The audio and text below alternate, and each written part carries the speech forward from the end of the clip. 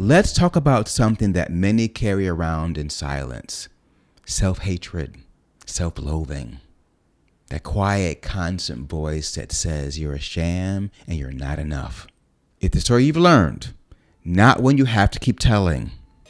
My name is Aubrey Lynch, and for the last 40 years, I've worked with business executives, artists, and other high achievers, and they've learned to navigate the prison of self-loathing. Let's explore a way out of that prison because you've been holding the key all along.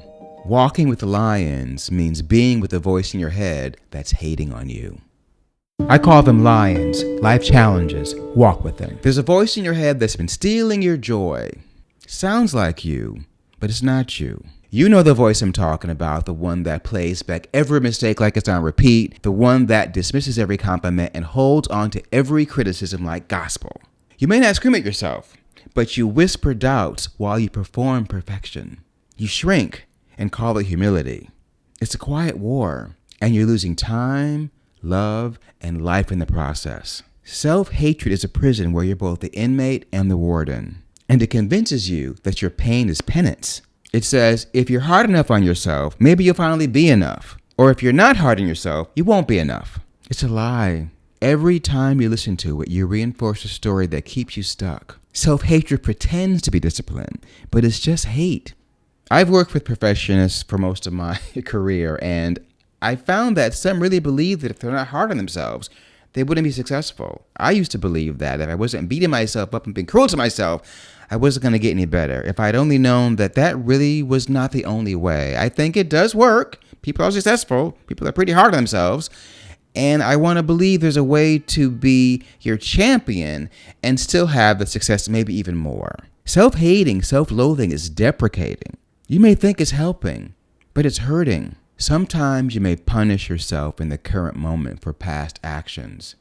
But the person you're punishing, they don't even exist anymore. You've grown.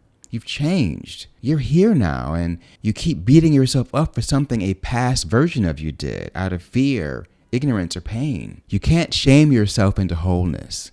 You can't hate yourself into someone you love. Forgiveness.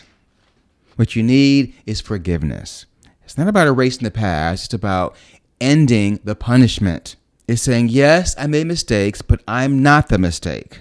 Forgive yourself for being human and stop holding your humanity against you. And if you're thinking, I should have known better, you woulda, shoulda, coulda. Yeah, maybe you coulda, you woulda, shoulda, coulda. Maybe you did. Maybe you could have. You didn't. Now you know. Now you can. Now you will. That's growth. That's grace. Part of erasing the loathing and healing is grieving. Grieving the years spent shaming yourself. Grieving the dreams you didn't chase. Grieving the relationships you sabotaged. The love you didn't think you deserved. And grief isn't weakness. It's acknowledgement. It means it mattered. You matter. Choose love instead of protection. Creation instead of perfection. This journey isn't a straight line. It's a zigzag all over the place, back, front, up, down, all around. It's annoying and draining, I know. And we're on it.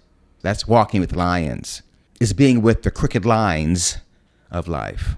And that old voice, back there, it'll come back. But now you don't have to believe it. Now you respond with compassion instead of criticism. That's not failure. That's practice. That's progress.